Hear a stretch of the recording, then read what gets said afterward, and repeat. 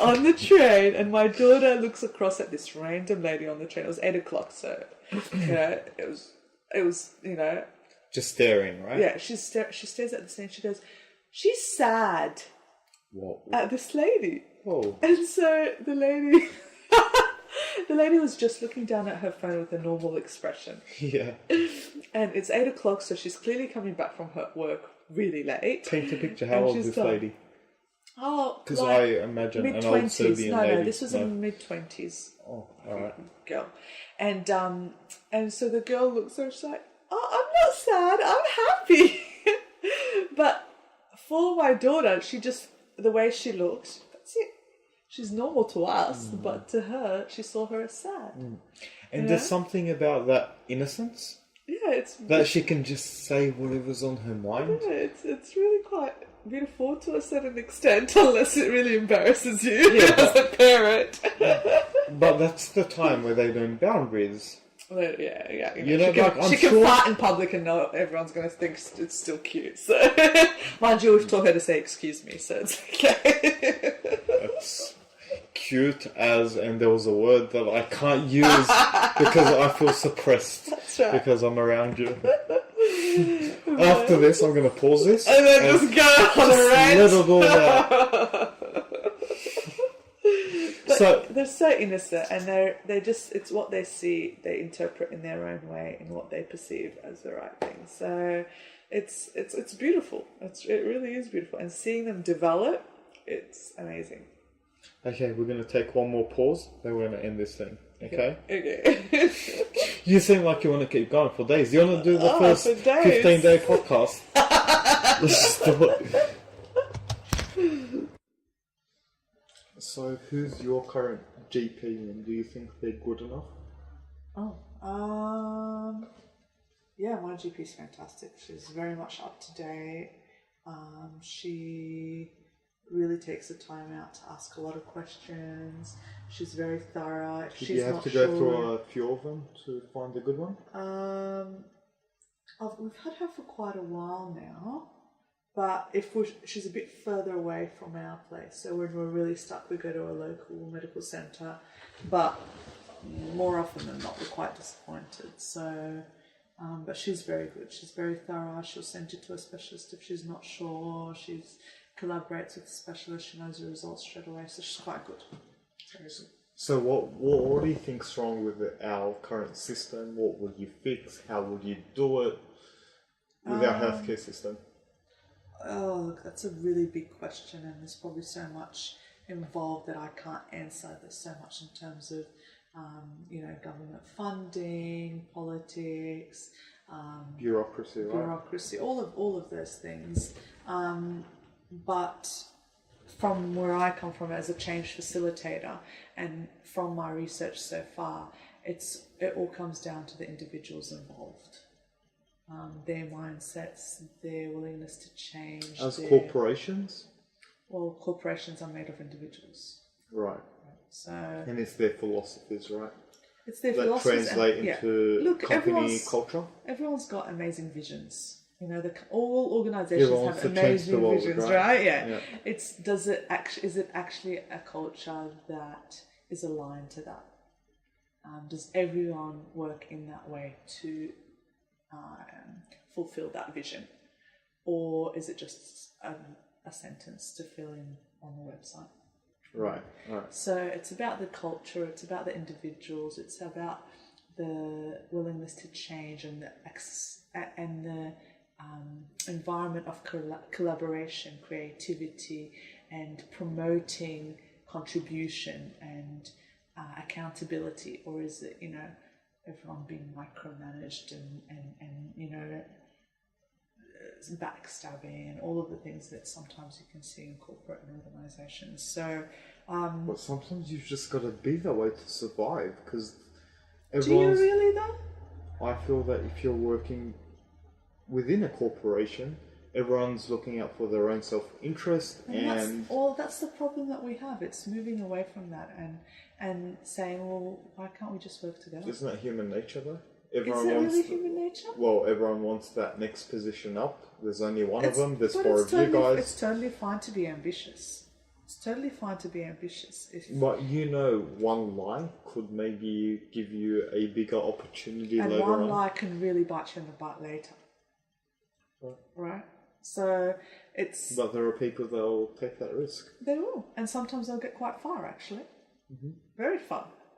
But eventually, it's like, we kind of call it like a Band-Aid solution, right? So if I'm really bad at communication, I could just take a course, like a Band-Aids, and then, be temporary, right? Yeah. But what I really need to tackle is, why are some of my communication skills bad? Or what is it about my communication that's bad? Is it a fundamental aspect of the fact that I don't respect others? Yeah. Or is it a fundamental belief that I'm better than others? What is it fundamentally at my core that's leading to this I just bad want to get communication? further in life. Yeah, so what I'm is just that? more ambitious. But that's fine And to I'll be take ambitious. every avenue possible to get where I want. Well, that comes down to core beliefs and core values and core fundamentals of, a lack of integrity or a lack of respect. Ethics, morals, all that morals.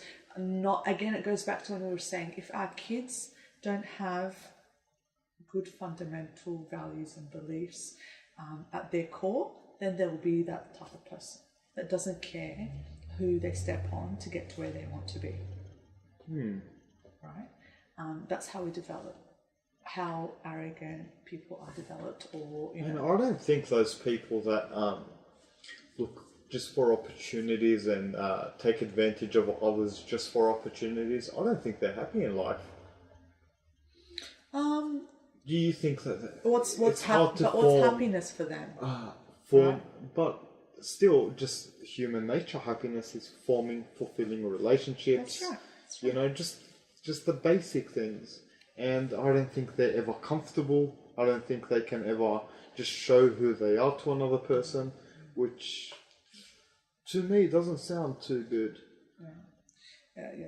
I mean, everyone's got their own stories and their way of doing things, and their own justification. But yes, the ultimate, I guess everyone, what's been the most ultimate level of happiness is, again, contribution and love, and knowing that you're loved and giving love back. And if you're not getting that, then maybe you are missing something, and you'll feel it eventually. You'll feel it eventually. But going back to your question of healthcare and how can we change it, it's really about the people involved and making sure that we're providing the right training for people, providing the right opportunities, and building a culture where it's okay to change, it's okay to move with the times, it's great to be creative, it's great to work together, it's great to communicate, and it's fantastic if we are very much aligned in the vision and work towards that same vision. And where do those approaches stem from? Like your approach to change, your approach to... Well, sometimes you do need, now, I guess my field, change facilitation is a lot more popular than it used to be. A few years ago, you didn't even hear of a change team. There's a need for it. Because there is a need for it. So the old way of doing things just isn't working anymore. And it's not, and I think the old way of doing things was, okay, from the head of the organisation, we're going to implement this program. Everyone, here's how you're going to do it. And they expect everyone to think the same way, act the same way. But people are different. People are unique, and you can take advantage of those uniqueness. That's exactly as right. a company, right? And as when you employ a change team, so instead of just saying, "Here you go, you do it," okay, here is a change team, and they will help you through that change process. How? And that change How team. would you do that? So generally, what change teams are, each change team is different. Each change manager is different. Each change facilitator is different. My research at the moment is looking at the best facilitation strategies, so to implement that change and innovation in healthcare. So, that's translatable to every industry, right? That's exactly right. It's not just in healthcare. That's right. So ideally at the end of my PhD, I will have a set of facilitation strategies. Not ideally, you will. That's You right. will. That's I guarantee the aim. it. That's the aim. Your piece of paper will say so. Yes. And once you take these facilitation strategies, then change managers and change facilitators can utilize these to bring about change. So it'll be actual practical strategies they can use. Like? Well, it'll be, look, again, it's each facilitator is different, but for mine and from my findings so far, some, without giving too much away because it's not published yet, would be things like identifying barriers to change. Once we identify what the barriers are, then we can attack them one by one. But if we can't find them, then people will be resistant to change because these barriers personal aren't barriers overcome. to change. For myself, Yeah. Sometimes the fear of failure or the fear of not belonging, Yeah. Quite universal. which are very universal. People, when I go to teams and say, okay, well, what are your concerns about this program coming in? A lot of things come to play, like, well, what happens to my role? Is this going to, make my role redundant? Am I going to be needed anymore? So you can't, again, it's not a band-aid fix. You have to go to the core of the problem to be able to attack it. So we need to first identify what are the barriers, but then we have to actually do something about them to overcome them.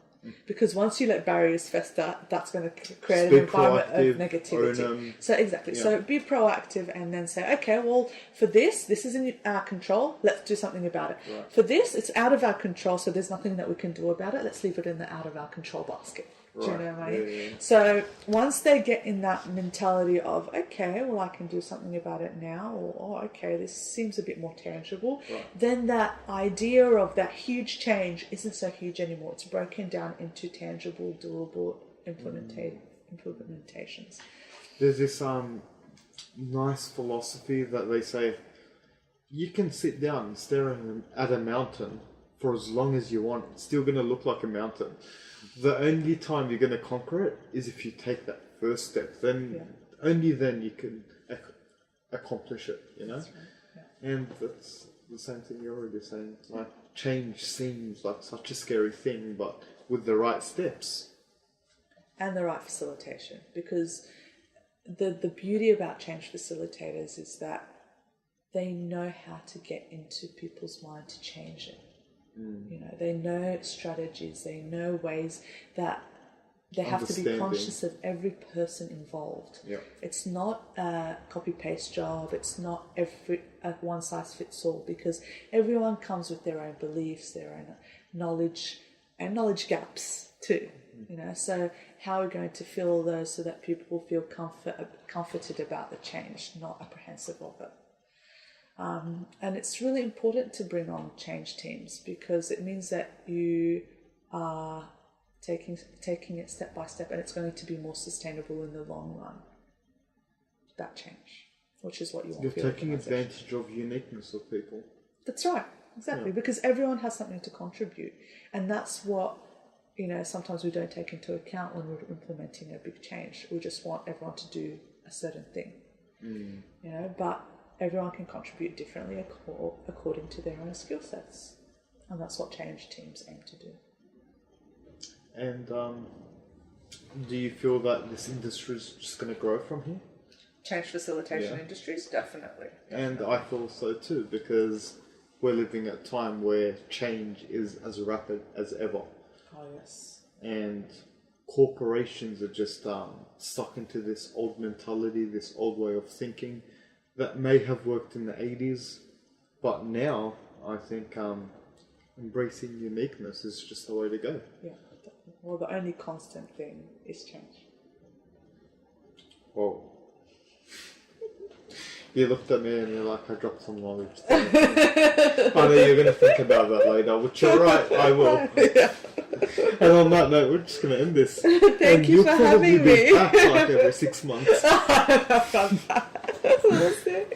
Thank you for having me. Thank you so much, Lydia. My pleasure.